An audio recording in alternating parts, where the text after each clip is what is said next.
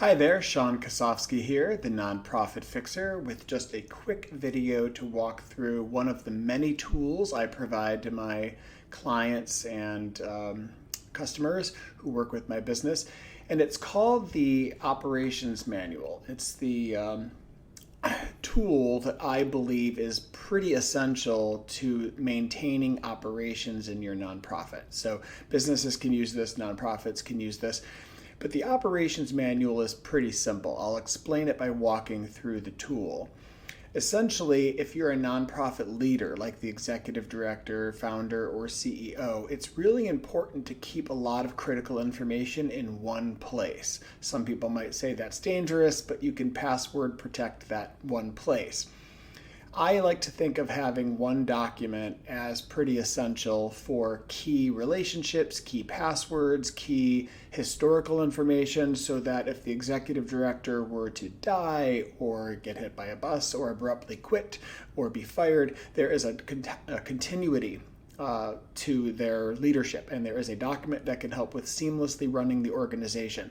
So the operations manual isn't really about how you do every single operation. It is more about holding in one document the most critical information to ensure seamless leadership transitions or disruptions to operations. So if you look at the document here, this is a document you can just fill in on your own, and one of the things you would lead off with at the top here is to have sort of like a table of contents that's optional.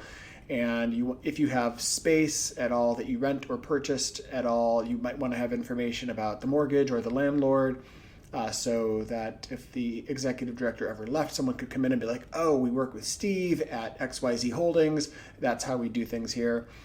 And then any key hardware that your staff owns. It's critical to keep a list of what hardware and even software that your team owns. So if they ever depart or exit the organization, they have to return it. But by keeping serial number, the exact date of purchase, the price, all that stuff, if you can link it to receipts, that's great also.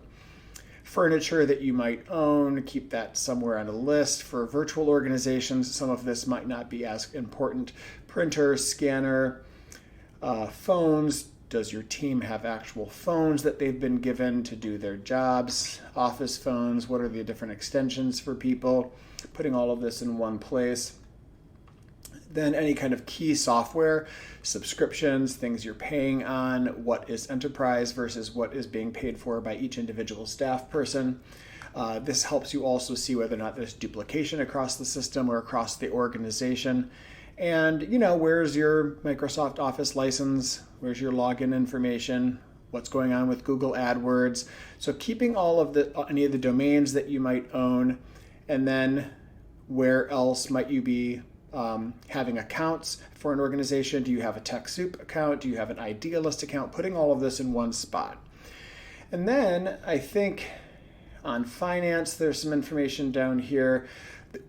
Wherever you get into very sensitive information, that's where you're going to want to decide for yourself how many people are going to be looking at this document and how sensitive it is, and whether or not you want to encrypt the document or password protect the document or not include any banking information. You could just include login information, like the website, but not the password. You could say, see the executive director for this, or this is how you reset the password.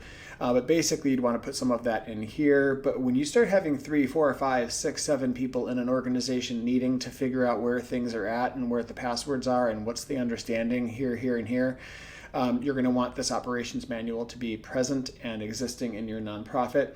Your board will probably thank you when they learn that you've put this thing into place. So stakeholders and board members love hearing that the ED thought to put all of these critical things in one document, so that if the ED were to ever leave or die, that they would have some continuity. So that's another reason why this is really, really valuable. So I just wanted to walk through this tool. You, of course, can amend it and use it differently however you like. I will probably link to this tool in the comments down below, but if you liked this training or you liked this explanation of this document, please subscribe, tell your friends, and give me some comments down below. Thanks so much.